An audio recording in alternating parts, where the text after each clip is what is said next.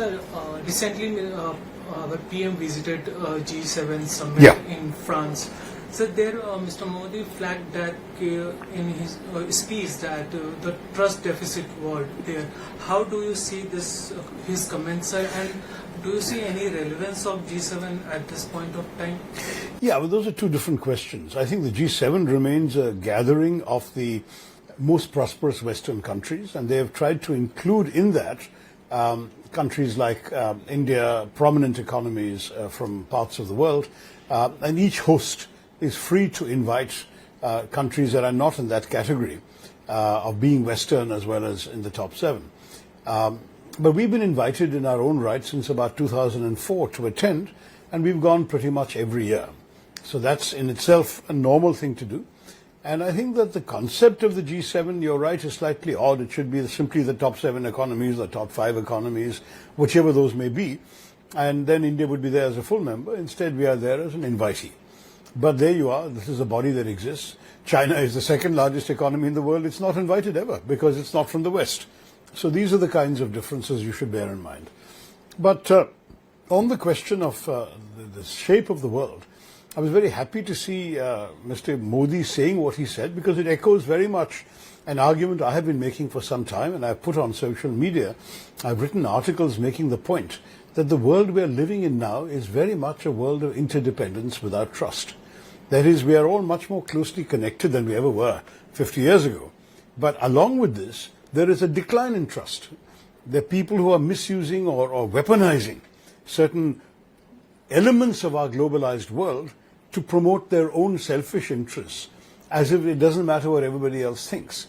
Whereas the old principles of international cooperation were, as we get more dependent on each other, supply chains, an item being manufactured in 7 different countries and assembled in an 8th one, that kind of culture. With that, there should be more dependence and more trust. Instead, we have the opposite phenomenon. The dependence is there, but there is no trust. And Mr. Modi made that point very correctly. We have many reasons to mistrust people. You're buying things from China, suddenly they stop sending it to you.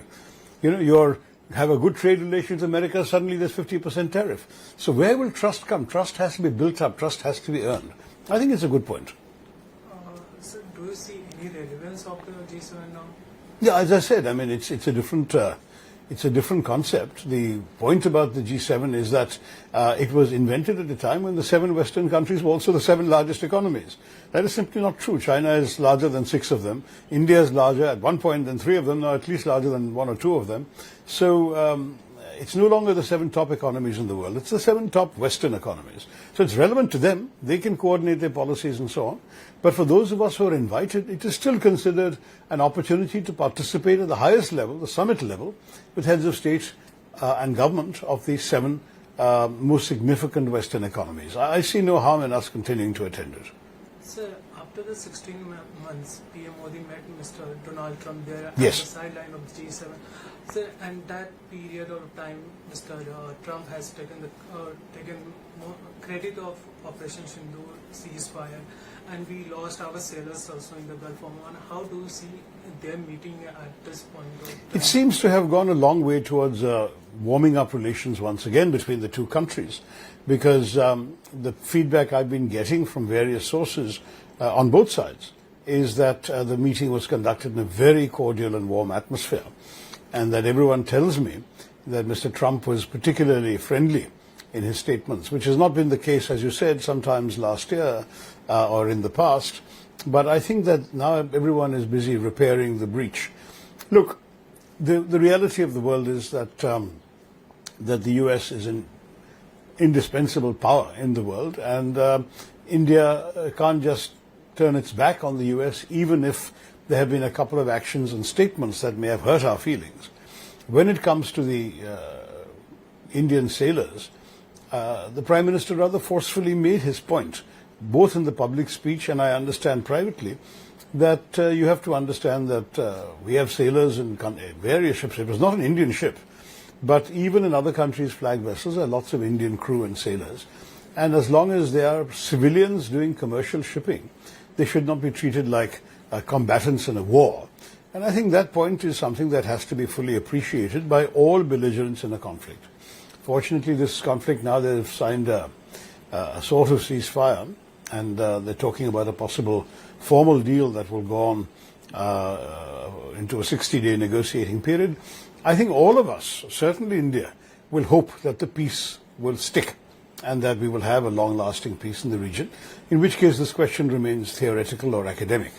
But as a general principle, what Mr. Modi has said is right. That is that seafarers should be exempt from combat attacks.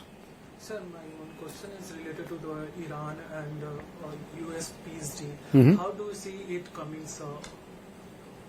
It's difficult to say for two reasons. The statement of principles, the dozen points in the original memorandum of understanding, are only meant to be a beginning. They will facilitate the lifting of the embargo, but that doesn't mean miracles overnight. There are mines in the water at the Straits of Hormuz. Iran has to clear the mines. Ships have to go safely. There's no point going through those straits and being blown up by a mine. So there's a lot of stuff that still needs to be done. There's still some ambiguity about whether after 60 days the Iranians might start charging tolls. That would be a real problem for the whole world, because the Iranians didn't construct the Strait of Hormuz. It's not like the Panama Canal or the Suez Canal, where an artificial amount of construction has gone and they charge a toll because they spent the money doing that. Whereas in the Straits of Hormuz, God made it, as it were. It's not something that any country has a God-given right to collect a toll on. So there will have to be some serious conversations about all of this. Let me add that our hope is that there is enough there for both sides to have a vested interest in maintaining the peace. The Americans seem to be happy to end the war and move on. The Iranians will be getting, according to the MOU, a significant amount of reconstruction money and the unfreezing of some of their own assets. So they too have an incentive to start getting back to normal life. And once all the sanctions are lifted, which is also mentioned in the MOU, then Iran can become a normal participant in international commerce once again. As you know, right now, we couldn't even do the Shah project. We couldn't do any trade. We couldn't do any import-export with Iran because of the fact that they are under sanctions. So the Iranians will get pretty much all the key things they want, and the West will get the end to the enrichment of Iranian uranium, which many countries saw as a threat to the nuclear future of the region. So I would say that we've got a lot of things going in this agreement, but a lot will depend on the next 60 days when this agreement has to be implemented as a properly negotiated settlement. Sir, Mr. Trump praised Mr. Modi at the conference. Press conference, yes.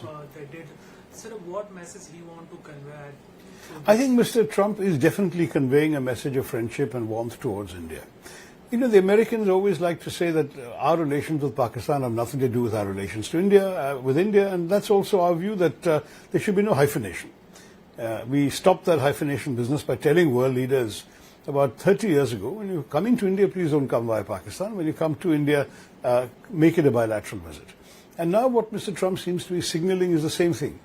Yes, he says wonderful things about Pakistan and General Asim Munir and so on, but he also says wonderful things about Mr. Modi. And why can't we have good relations with both? And I think that's a proposition we have to get used to. I mean, after all, we don't ask the Americans when we go to China, have a meeting in Moscow or whatever. We have our own independent relationship with Russia and China, which is not mediated through America. In the same way, let America have their own relations, but as a friend, we hope America doesn't do anything that works against India's interest. As long as that is the case, we have no veto on their relationship with anybody, and nor do they have a veto on our relationship with anybody. We just carry on doing our own thing as countries.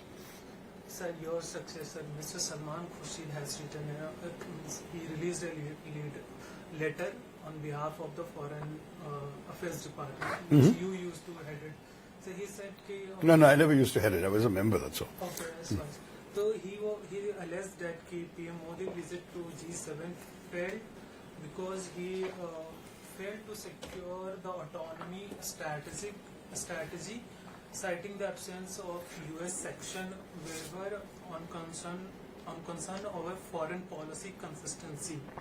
So he also criticized the maritime security and regional influence, arguing the personal diplomacy is being prioritized over the Indian national strategic interest. How do you think? Look, I think Salmanji, and he's a good friend of mine, certainly has a right to express a particular political point of view. That's his role in this.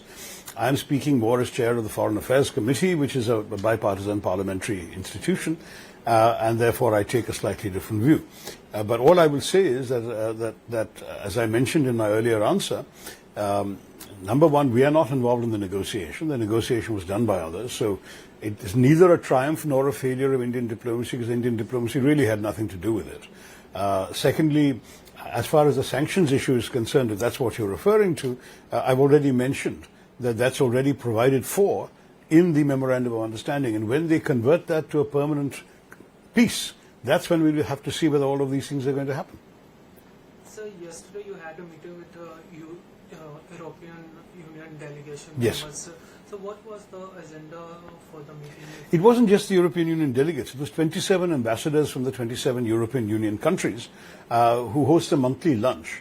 Rahul ji has addressed them once. Jaishankar Saab has addressed them. I have addressed them more than a year and a half ago, etc. So it goes on. Every month, the ambassadors get together to hear what they consider a relevant or useful or interesting Indian voice. So it was just a discussion. They had questions on a whole range of subjects, but it was a closed-door discussion, so I can't really report on what it was. But it was just an opportunity for a frank exchange of views, hear what I think about certain things, and hear what's on their minds. They're all ambassadors accredited to India. And it was a very good discussion. We had an excellent vegetarian lunch, to my surprise. The Europeans are not famous for vegetarian food, but they gave us a good lunch and we had a good conversation. So you are going with them tomorrow in Srinagar? Now, I'm leading the tour of the parliamentary committee to Srinagar, Jammu, Kashmir, to Leh and Kargil. But before that, I'm going one day earlier tomorrow because I have to address a conference of the Nalanda Dialogue, which is taking place in Srinagar, and I will be speaking on the importance of tourism in the context of Kashmir, and also giving an overall talk about the importance of keeping these connections, the dialogue, and the spirit of exchange going. That's broadly what's in my mind. Sir, now the state you belong is just in the southern part of India. Sir, one another leader is there, Mr. Chandrababu Naidu, Andhra. So he has very different outlook on the delimitation thing. So you had it's not a verbal spat, but it's spat going on. The social media exchange, let us say. Between you now, all the TDP leaders are tweeting on your ex post. So sir, how do you see his outlook or his idea of saying he will have the 50%. 50% increase? You see, the problem, as I explained, I have two problems with the entire issue. The first one is 50%, which ostensibly will keep the same proportion, the same percentage, is actually a mathematical illusion.